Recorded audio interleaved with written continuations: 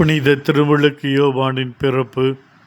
புனித திருமுழுக்கு யோவான் ஆண்டவரின் விருப்பப்படி குழந்தையாய் பிறந்தவுடன் அவருக்கு பெயரிட விரும்பும் போதும் தங்களுக்கு விருப்பமான பெயர் மூதாதையரின் பெயர் என்று தங்களுக்கு விருப்பமானவற்றுக்கு முதலிடம் கொடுக்கவில்லை.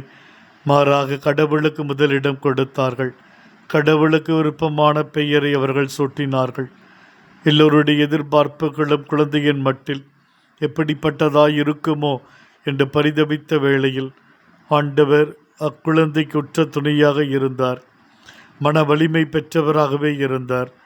திருமுழுக்கு யோவானின் வாழ்வு ஆண்டவருக்கு வழிகாட்டும் பலகையாய், ஏதோ கடவுளின் ஆட்டுக்குட்டி என ஆண்டவரை சுட்டி காட்டுபவராய், ஆண்டவரிடத்தில் தன் சீடர்களையும் மக்களையும் இணைப்பதாகவே இருந்தது.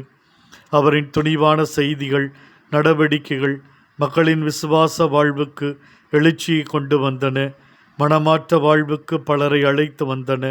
தவறு என்றால் அது யார் செய்தாலும் தவறுதான் என்ற துணிவோடு ஏரோதின் தவறை சுட்டி காண்பித்து தன் இன்னுயிரை ஆண்டவருக்கு கையளிக்கிறார்.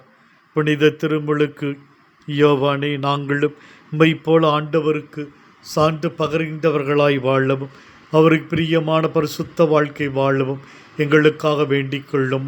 ஆமேன்.